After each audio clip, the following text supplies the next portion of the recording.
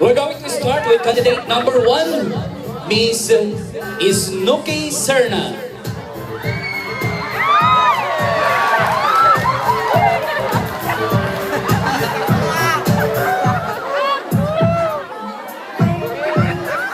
Sino sa inyo ang may lakas na loob na magsuot ng ganyan ngayong gabi? Sila lang daw. Followed by candidate number 2, we have Maricel Soriano.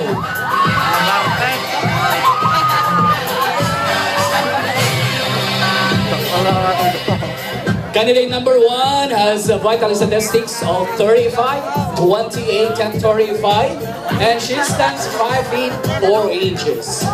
Candidate number 2, Maricel Soriano, wearing a baby pink, or is that Pusha pink, swimsuit.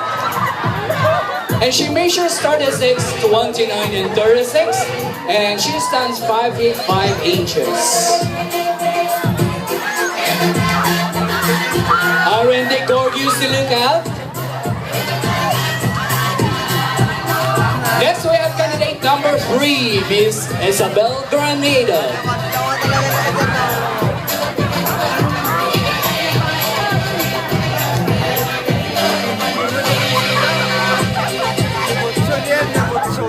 Isabel measures 35, 29, and 36, and she is 23 years of age.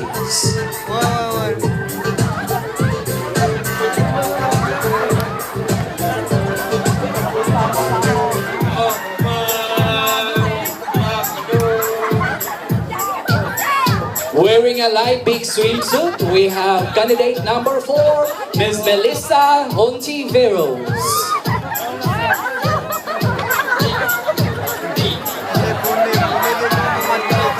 Melissa measures 33, 26, and 35.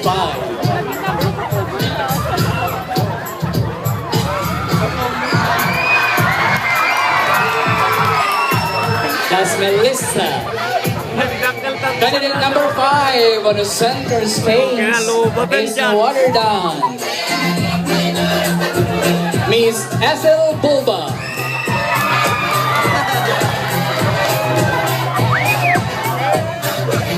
Ethel measures 38, 29, and 38.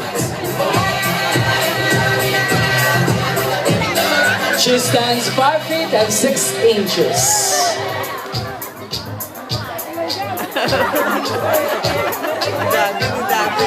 That's Ethel, candidate number 5.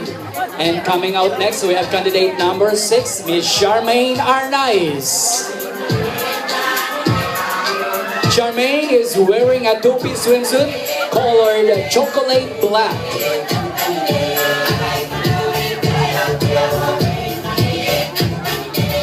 Charmaine measures 36, 28, and 36. And she stands 5 feet 6 inches.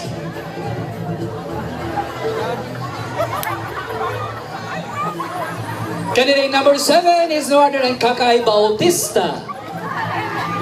She is the tallest candidate, is standing at 5 feet and 7 inches, measuring 38, 29, and 38.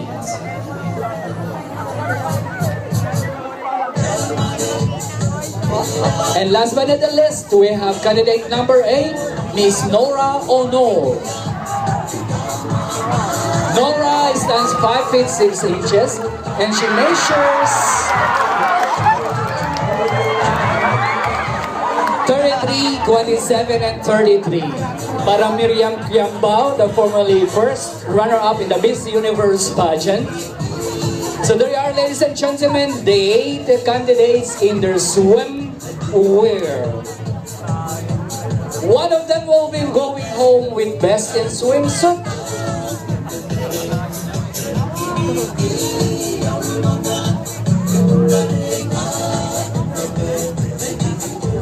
May I request the ladies to please come lying in front for the final look at the board of judges. Who among you has the most beautiful body exposure for the swimsuit?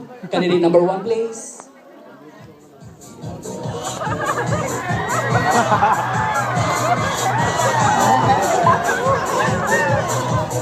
Followed by candidate number 2.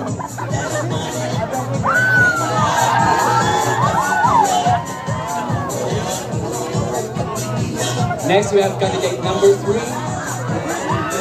Morena Beauty.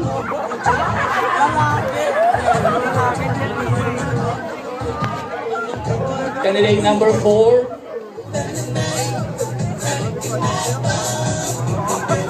One of the beauty of these contestants. We have candidate number 5.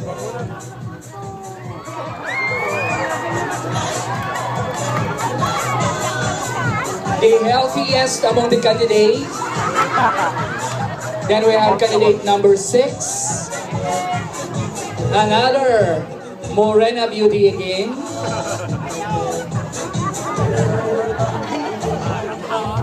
We have candidate number 7. The tallest candidate among these contestants. And last but not least, we have candidate number 8.